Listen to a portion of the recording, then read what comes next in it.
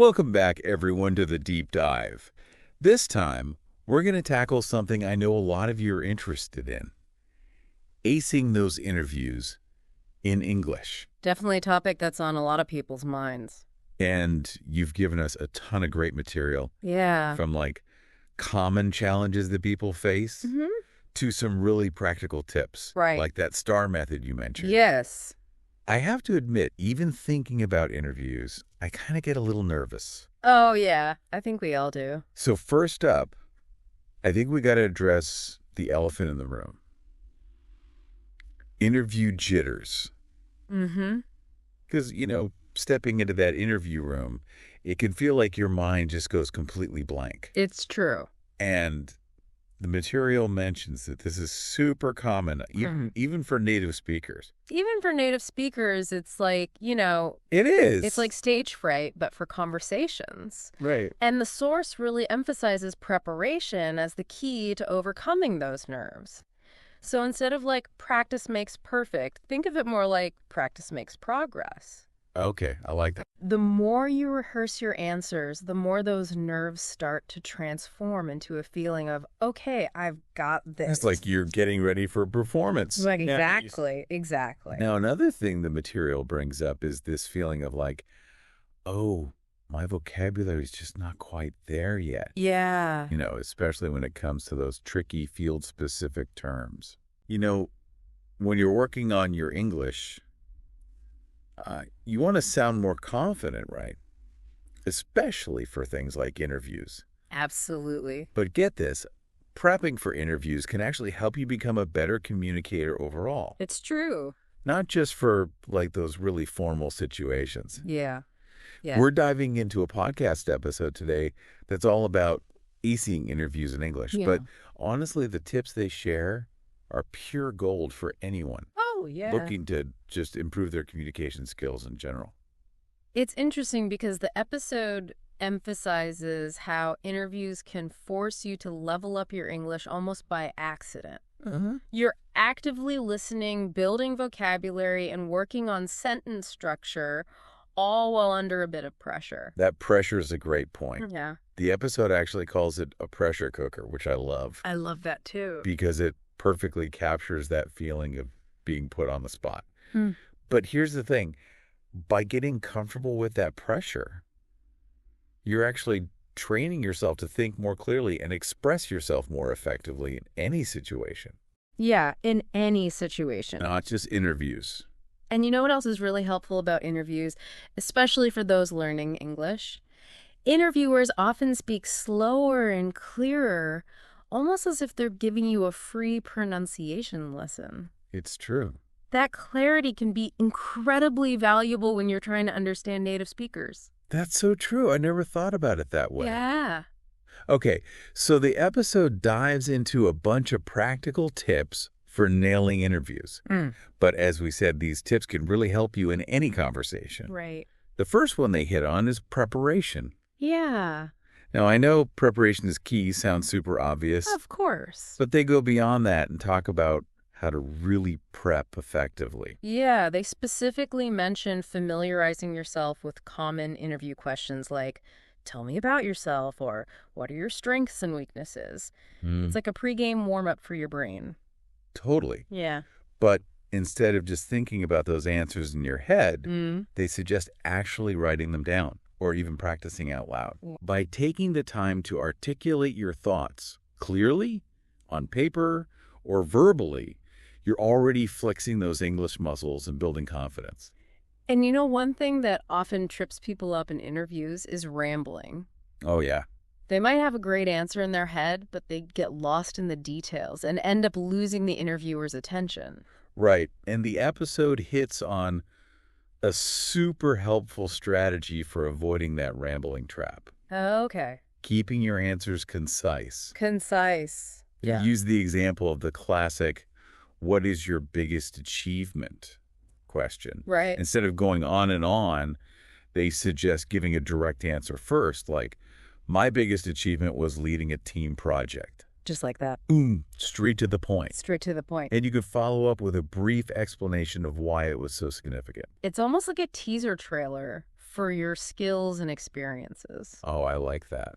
You're giving them the highlight reel, and if they want more details, they can ask. I love that analogy. Yeah. It's about being impactful and memorable, whether you're in an interview or just chatting with someone at a party. I agree. Now, another tip they highlight, which I think is so important, is active listening. Oh, absolutely. This is where things get really interesting because we often think of interviews as being all about how well we answer the questions. Right.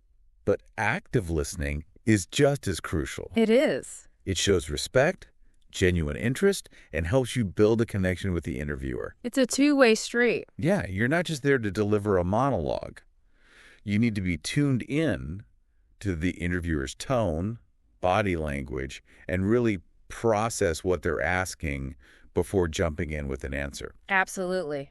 Active listening also helps you avoid those awkward moments where you realize halfway through your answer that you completely misunderstood the question. Ugh, the worst. Yeah. Okay, so we've talked about preparation and concise answers, but what about the actual language we use in interviews? Oh, good point. The episode dives into that, too. They emphasize the importance of using formal language and being polite, especially in a professional setting. Right. But they also reassure listeners that it's still okay to let your personality shine through. So it's about finding that balance between being professional and being authentic. Right. Exactly. And they give some really helpful examples of phrases you can use to strike that balance, like, I would appreciate the opportunity to, or I'm eager to learn more about. These phrases convey enthusiasm and professionalism without sounding stiff or robotic. It's like having a cheat sheet for sounding polished and confident, even if you're feeling a little nervous inside. Exactly. Okay, so we've covered a lot of ground already. Preparation, concise answers, active listening, and the importance of language and tone. A lot. But there's one more element they highlight that I think is often overlooked. Okay, what's that? Nonverbal communication. Oh, yeah, that's huge. And this is where that aha moment might hit for some listeners, because the episode shares this mind-blowing statistic. All right, lay it on me. Over half of communication is nonverbal.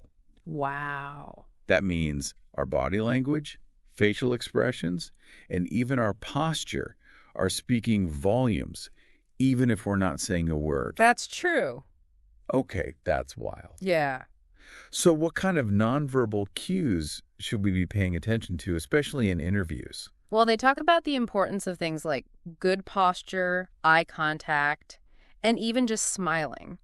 These cues signal confidence, approachability, and engagement, which can make a huge difference in how you're perceived by the interviewer. That makes sense. Like if you're slouching and avoiding eye contact, it sends the message that you're not really interested or confident in yourself. Right. But if you're sitting up straight, making eye contact and smiling, you're projecting an image of someone who's engaged, enthusiastic, and ready to take on the challenge. Precisely.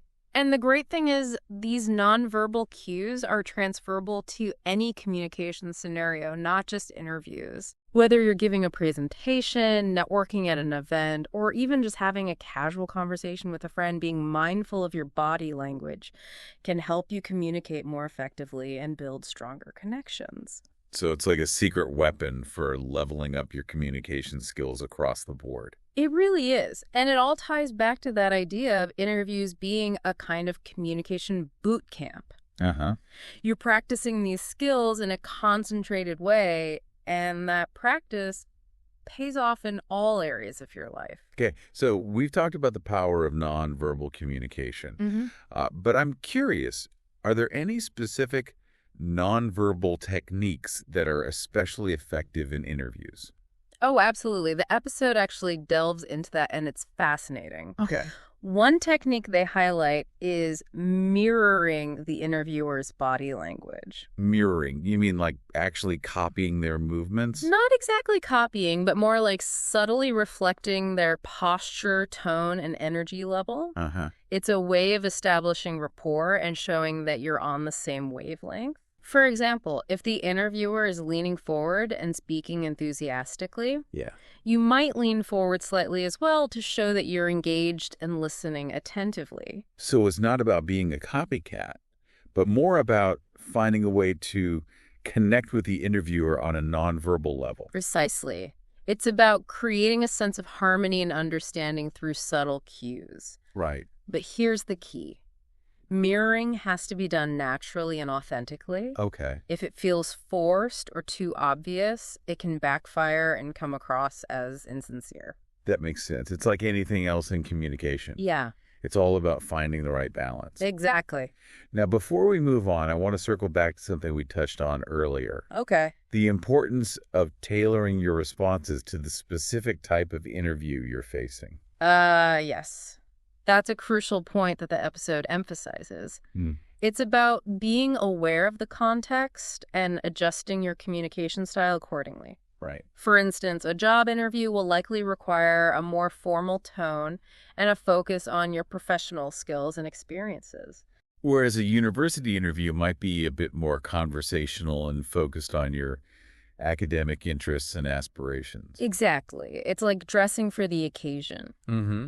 You wouldn't wear a tuxedo to a backyard barbecue, right? No. The same principle applies to interviews. Okay. You want to present yourself in a way that's both authentic and appropriate for the setting. So how do you figure out what's appropriate for each interview? Any tips from the episode on that? They actually give some really practical advice. Okay. They recommend doing your research beforehand. Like what kind of research? Look into the company culture, the university's values, or even the interviewer's background. Okay. This will give you valuable clues about the kind of language and tone they expect. That's so smart. It's like doing a little recon mission before you head into battle. I like that. It helps you prepare mentally and strategically. Exactly. And speaking of strategy, another tip they highlight is the power of asking clarifying questions. Okay. Now, this might seem counterintuitive, especially if you're feeling nervous. Yeah, I can see how someone might hesitate to ask questions, thinking it makes them look unprepared or unsure of themselves. But the episode makes a brilliant point. It's actually better to ask for clarification than to stumble through an answer based on a misunderstanding. That's true. It shows that you're engaged, attentive, and genuinely interested in getting things right. It also gives you a moment to collect your thoughts and make sure you're on the same page as the interviewer. Exactly. And they even suggest a few phrases you can use to ask for clarification politely, like, Okay. could you elaborate on that? Or just to make sure I understand, are you asking? These phrases show that you're taking the interview seriously and that you're committed to providing thoughtful answers. I love how practical these tips are. It's like they're giving us a toolkit for navigating those tricky interview moments with grace and confidence. It is. Okay, so we've covered preparation, tailoring our responses, and asking clarifying questions. Yeah. What else is in this communication arsenal? Well, this next tip might be the most unexpected, but it's incredibly powerful. Storytelling. Ooh, storytelling. Okay. The episode talks about how using anecdotes and personal experiences can make your answers more memorable and engaging. Oh, that's interesting. I could see how that would make you stand out from other candidates who might be giving more generic or robotic answers. Exactly. It's about bringing your experiences to life and letting your personality shine through. Instead of just listing off skills on your resume, you can illustrate them with captivating stories that show how you've used those skills in real-world situations. It's like that saying, show, don't tell. Yes. You're not just telling the interviewer that you're a problem solver, you're showing them how you've solved problems in the past. Precisely. And the episode encourages listeners to practice weaving stories into their answers. Okay. Think about those. Tell me about a time when questions that often come up in interviews. Yeah. Those are prime opportunities to showcase your skills through storytelling. It's almost like you're becoming a mini director for your own life story, highlighting the key scenes and plot points that demonstrate your skills and character. I love that analogy. It's about crafting a narrative that captivates your audience and leaves a lasting impression. Wow. And just like any good director, you need to practice to perfect your delivery. Right. So the message here is, don't underestimate the power of storytelling. Yes. It can make all the difference in how you connect with the interviewer and how memorable you are. Absolutely. Now let's shift gears a bit and talk about something we mentioned earlier but didn't delve into deeply. Okay. Body language. Okay. We know it's important, but the episode goes a step further and talks about specific nonverbal cues that can make or break an interview. Okay, this is where things get really interesting for me. I'm always fascinated by body language. Yeah. Because it's like a secret language we're all speaking even if we're not aware of it. And what's fascinating is that our body language often betrays our true feelings even when we're trying to project confidence. Yeah. For instance, fidgeting, crossing your arms, or avoiding eye contact can signal nervousness or insecurity even if we're saying all the right words. I'm totally guilty of all of those things, especially the fidgeting. It's common. So how do we become more aware of our body language and make sure it's working for us, not against us? The episode has some great tips. One they suggest is practicing in front of a mirror. Oh. Or even recording yourself so you can observe your own body language in action. Okay. It's like having a personal body language coach right there in your reflection. That's brilliant. I never thought of using a mirror for body language practice. It's really helpful. What should you be looking for when you're doing that? Pay attention to everything. Like what? Your posture, your hand gestures, your facial expressions. Are you slouching? Are you frowning? Are you fidgeting with your hair or clothes? Yeah. Once you identify any habits that might be holding you back, you can start to consciously correct them. That's like fine-tuning an instrument. Yeah. You're adjusting the strings, so to speak, to create a more harmonious and polished presentation. Exactly. And the episode offers some practical tips for improving those nonverbal cues. Okay, like that. They talk about maintaining good eye contact, sitting up straight, using hand gestures to emphasize your points, and, of course, smiling. Mm-hmm. Smiling conveys warmth, approachability, and confidence. It's like adding those finishing touches to a masterpiece. You've got the content, the delivery, and now you're polishing the presentation to make it truly shine. And you know what else is interesting about smiling? What's that? It can actually trick your brain into feeling more confident, even if you're nervous. It's like a little self-confidence hack. Okay, I'm definitely going to try that. It really is amazing how much of an impact our body language can have, you know? No, it's true. It's like we're sending out these subtle signals all the time, whether we realize it or not. Yeah. But speaking of signals, Okay. the episode also touches on another communication technique that I think a lot of people struggle with. Right. And that's the power of pausing. Pausing. You mean like those moments of silence in a conversation? Exactly. I know silence can feel awkward, especially in an interview setting. Yeah, for sure. But the episode makes a really interesting point Okay. about how pausing can actually make you appear more confident and in control. It's true. When you pause before answering a question, you're giving yourself time to process the information, gather your thoughts, and formulate a clear and concise response. Mm-hmm. It shows that you're not rushing to fill the silence, but that you're taking the time to consider the question carefully. It's like that old adage, measure twice, cut once. Right. You're measuring your response before you delete it, which can lead to a much more impactful and thoughtful answer. You know, pausing can also be a really helpful strategy for managing those nervous jitters that often come up in interviews. Oh, yeah, definitely. When you feel that wave of anxiety hitting, taking a deep breath and pausing for a moment can help you regain your composure and center yourself. So it's like a mini meditation break in the middle of the interview. Yeah. You're giving yourself a moment to reset and refocus. I like that. Yeah. But I have to admit, I'm still a bit skeptical about silence. Okay. It feels so unnatural, especially when you're already feeling the pressure of the interview.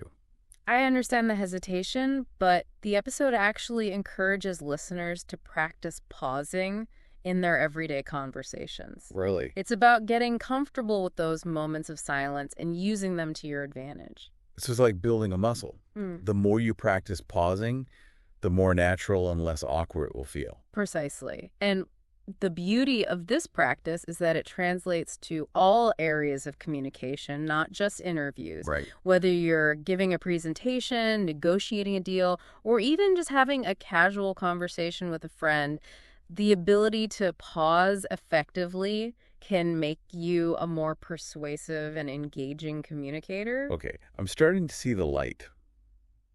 It's about shifting our mindset from viewing silence as a weakness to seeing it as a tool for strength and clarity. Totally.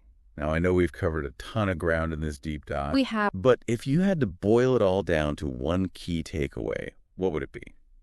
I think the most important takeaway is that the skills we develop for interviews are incredibly valuable, not just for landing jobs, but for improving our communication in every aspect of our lives. It's about becoming more mindful, more intentional, and more confident communicators, regardless of the situation. It's like taking that interview mindset and applying it to every interaction we have. Exactly. Suddenly, ordering coffee becomes an exercise in clear articulation. Asking for directions becomes a chance to practice active listening. And even just chatting with a friend becomes an opportunity to tell engaging stories and use expressive body language. And you know what's fascinating is that this shift in perspective can transform even the most mundane interactions into opportunities for growth and connection. Wow. By bringing that interview mindset to our everyday lives, we become more aware of how we communicate, more intentional with our words and actions, and more confident in expressing ourselves authentically. Like we're constantly leveling up our communication skills. Yeah. And that growth has a ripple effect on all the relationships and interactions in our lives. It does. It's pretty amazing when you think about it. It is. But with all this talk about skills and techniques, I think it's important to remember that at the end of the day, communication is about connecting with other human beings. Absolutely. It's about building bridges of understanding, sharing experiences, and expressing ourselves authentically. Yeah. All these techniques and strategies we've discussed are simply tools to help us do that more effectively. And I think the episode does a great job of reminding us that even with all the preparation in the world, interviews can still be nerve-wracking. Oh, yeah. Any last-minute tips for managing those pre-interview jitters? Well, they emphasize the importance of remembering that everyone gets nervous. It's a natural human response to a high-pressure situation. But instead of trying to fight those nerves, they suggest reframing them as excitement. Oh, that's a great tip. Instead of thinking, I'm so nervous, try thinking, I'm excited for this opportunity. Exactly. It's about shifting your perspective and channeling that nervous energy to positive enthusiasm. They also recommend visualizing yourself succeeding in the interview, which can help boost your confidence and reduce anxiety. It's like giving yourself a mental pep talk. Yeah. And, I think it's important to remember that even if the interview doesn't go perfectly, it's still a learning experience. It is. Every interview, regardless of the outcome, helps us grow and refine our communication skills. Absolutely. And the episode encourages listeners to be kind to themselves throughout the process. Yeah. Interviews are challenging, and it's okay to make mistakes. The important thing is to learn from those mistakes and keep practicing. It's about embracing the journey of continuous learning and growth. For sure. And who knows, maybe those interview techniques will not only help you land your dream job, but also open doors to new friendships, deeper connections, and a more fulfilling life overall. That's the goal. Well said. I think that's a perfect note to end on. So to all our listeners out there, keep practicing, keep experimenting, and keep those communication muscles flexed. The world is waiting to hear your voice. It's true. It's like going on an archaeological dig. You need the right tools. Yeah. Right? So instead of feeling overwhelmed by this, think of it more like a treasure hunt for the essential words in your field. I like that. Right. So if you're, let's say, aiming for a marketing role, maybe you dive into some industry-specific dictionaries or even just Start reading some marketing blogs. Really unearth those gems. I love that analogy. Yeah. Unearthing those gems. Okay. Now, let's talk about listening comprehension. Okay. Because I know for me, that's a big one, right? Yeah. Is understanding those different accents, those different speeds of speech. It can be really challenging. It's almost like you're tuning a radio. Right. You're adjusting to these different frequencies. And so the more you expose yourself to diverse English accents, through podcasts, TV shows, or even just, going out and having conversations with people. Real life conversations. Exactly. The better you'll become at decoding those signals. And I think it's also important to remember that, like, if you're in the interview and someone throws you a really fast question, it's totally okay to say, could you please repeat that? Oh, absolutely. Yeah. Clarity is key. It shows the interviewer that you're really engaged, you're taking it seriously. You're present. You're present. All right, now let's tackle something that I think a lot of us struggle with. Yeah. That's thinking on your feet in English, Mm-hmm. especially under pressure, right? Because it can feel like your brain just freezes up. It's really common. Yeah. And I think this is where that STAR method comes in. Think of it as your interview compass. I like that. It helps you navigate those tricky questions by providing you with a clear structure. It stands for situation, task, action, result. So it's like you're telling a story, but a very specific, targeted story. It's like a mini story. Mini story. But with a laser focus on what the interviewer really wants to know. Okay. Yeah. Now, the source material gets super practical. Oh, I love this. By actually walking us through different interview scenarios. Mm-hmm. It's like we're getting a sneak peek into the minds of interviewers. It's like we have a backstage pass. Yeah. We're seeing what happens behind the scenes, right? Yeah. And each scenario offers unique insights into how to tailor your responses and really showcase your skills. I love it. So let's put ourselves in the hot seat, shall we? Let's say you're interviewing for a marketing position. Okay. What's a classic interview question that they might throw your way? Oh, there's so many. But how about, tell me about a time you successfully led a project. Oh, I feel like that's one that makes you sweat a little bit. It's a bit of a pressure cooker, right? Yeah. But with the STAR method in your back pocket, you can transform that nervous energy into a really compelling answer. Mm-hmm. So thinking back to, like, a project where I had to manage a team and meet those deadlines, I'd probably start by setting the scene, right? Yeah. Describing the project itself and its goals. Right.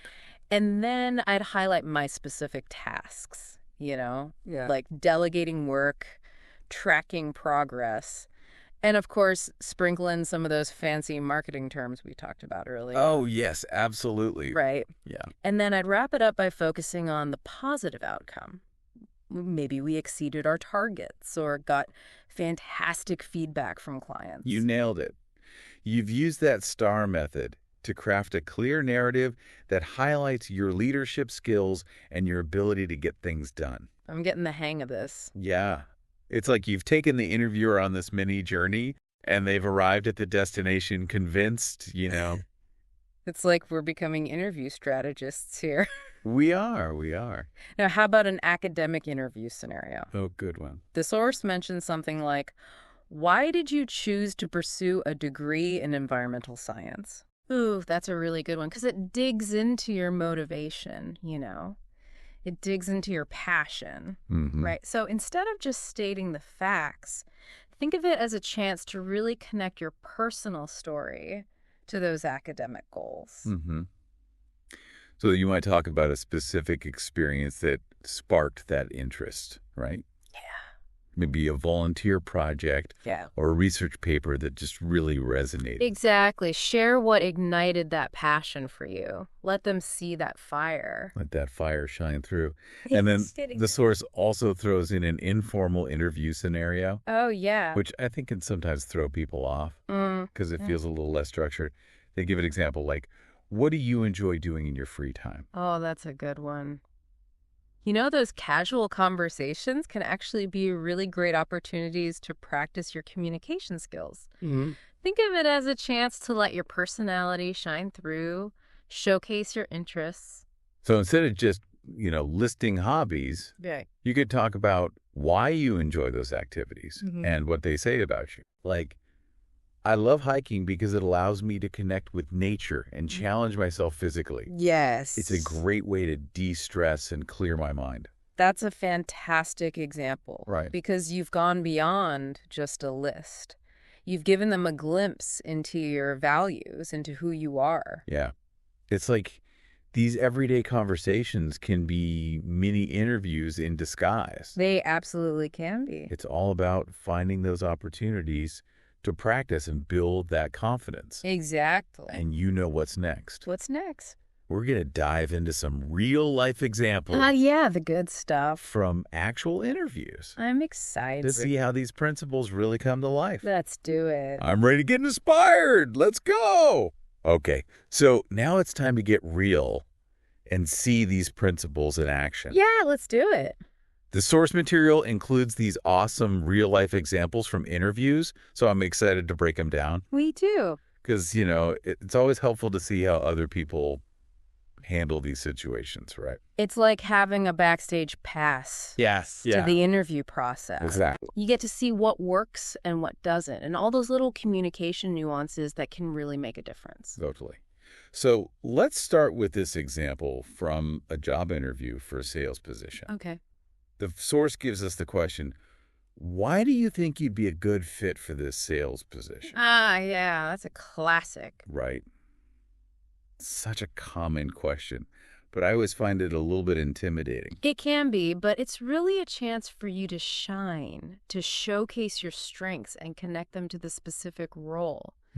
And what's interesting about the sample answer they provide is how it focuses on transferable skills. Oh, that's smart. So even if you haven't worked directly in sales, you can highlight those experiences that demonstrate your ability to persuade, build relationships, achieve goals. So it's about making those connections for the interviewer, showing how your past experiences, even if they're not directly related, have actually prepared you for this. Exactly. And the sample answer does a great job of this. It talks about, experiences in customer service, volunteer work, even leading a fundraising campaign. Oh, I see. Okay. All of which are valuable for a sales role. Right. It's about finding those threads, right, that weave together this tapestry of skills and qualities. I love that. That make you a strong candidate. Yes, that's a great way to put it. Now let's shift gears a bit and look at a different type of interview, something called an informational interview. Okay. These can be a bit trickier because they're less formal, but they're so valuable for getting insights, building your network. Definitely. The source gives us an example where the interviewer asks, "Can you tell me about some of the challenges you face in your job?" Oh, yeah. I remember being stumped by this question in an informational interview. It can catch you off guard. Total? If you're not prepared. Yeah. But it's not a trick question, right? Right. It's an opportunity. Instead of shying away from those challenges, you want to showcase your problem-solving skills. Okay, so how do you do that? Well, look at the sample answer they provide. It talks about the challenge of managing multiple projects with tight deadlines, something I think we all can relate to. For sure. But instead of just, complaining about the stress, it focuses on the strategies used to stay organized, to meet those deadlines. Oh, okay. So like turning those potential negatives into positive. Exactly. It's highlighting your resilience, your adaptability, your ability to come up with solutions. It shows that you can handle those bumps in the road, which are inevitable, really, in any job. Yeah, absolutely. You know what I love about these real life examples? What's that? It's like they're little case studies in effective communication. They're not just about giving the right answers. It's about showing your thought process and being able to articulate your experiences. I think what's fascinating is how these principles apply beyond the interview room, Oh, yeah. That clarity, structure, highlighting your skills, those are essential for any kind of communication, really. Whether it's writing an email or giving a presentation. Or even just having a casual conversation. Right. Like, we're learning this secret language of communication that transcends any specific situation. We are. And it can empower you to express yourself more confidently. Totally. Now, before we move on, there's one more point I want to touch on that the source material brings up. Okay, what's that? And it's the idea that, like, pronunciation and intonation, while important, shouldn't be your primary focus or your main source of anxiety. Oh, absolutely. I think a lot of English learners get really hung up on having a perfect accent. Yes, and it can hold them back. It can. I used to be so self-conscious about my accent that I would avoid speaking up in meetings, Yeah. But I realized that what really connects with people is your passion, your enthusiasm, the message you're trying to convey. And So it's okay to have an accent, as long as you're being clear and understandable. exactly. And the source does offer some helpful tips for improving pronunciation. Like practicing stress and rhythm. Yes. And it emphasizes active listening, paying attention to how native speakers use intonation and stress. So it's about finding that balance, right? Mm-hmm. Between striving for improvement, but not letting perfectionism become a roadblock. Exactly. Embrace your unique voice. Be authentic. That's what resonates with people. I love that. Yeah. These real-life examples and insights are so helpful. Like, I'm already feeling more confident about my next interview. That's great to hear. And remember, every interview, whether you get the job or not, it's a learning experience, right? It's a chance to practice your English, to gain valuable insights, and to build your confidence. So embrace the challenge. Raise the challenge. And celebrate those small victories along the way. Yes, absolutely. It's funny how the source material ends with this really encouraging message. It does. It's like we're all on this journey of learning and growth together. I love that. Now, are you ready to move on to our final thoughts for this episode? Let's do it.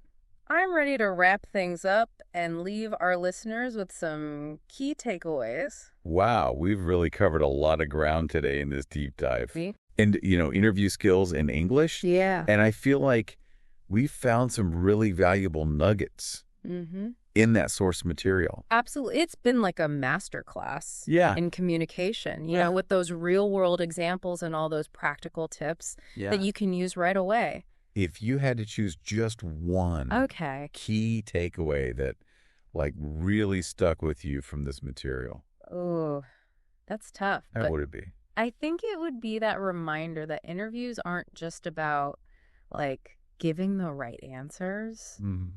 It's about showcasing, like, who you are, your unique blend of skills and experiences, your personality, connecting with that interviewer as a person, letting your passion shine through. I love that. Like, it's about authenticity, right? Like showing up as your best self, even when you're feeling those nerves. Exactly. And speaking of nerves, that brings me to another big takeaway, which is the power of preparation. Yeah. The more you practice, the more you turn those nerves into confidence. It's like building that solid foundation. Right? It is. It's like that saying, chance favors the prepared mind. Right. Right. The more you rehearse your answers, you research the company, maybe even practice with a language partner, the more ready you'll feel. That STAR method is a game changer, too. Oh, it is. It's like having this secret weapon to structure those answers in a clear, concise way. It's like a roadmap, for those tricky questions. Keeps you on track and helps you deliver a really memorable answer. Before we wrap up, there's one more thought I want to leave our listeners with. Okay. And it's this idea that the source material emphasizes that interviews, regardless of the outcome, are valuable learning experiences. So important. Yeah. Yeah. Because it's so easy to get caught up. It is. In that pressure and see it as like pass or fail. Right.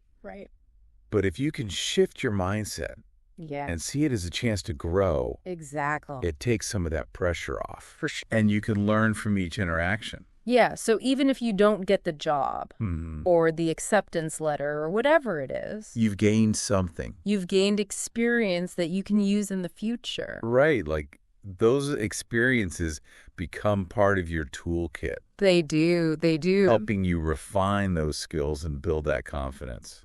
So as you prepare for that next interview, embrace that challenge. Yeah. Celebrate the progress you're making. Yeah. And see each interaction as a step forward. On that note, yeah, I think we're going to wrap up this deep dive. Yeah, I think so. Into the world of interviews in English. I hope everyone feels a little bit more prepared. And ready to tackle those conversations. Yeah, absolutely. Keep practicing. Stay curious, and never stop learning. Until next time, everyone. Happy interviewing.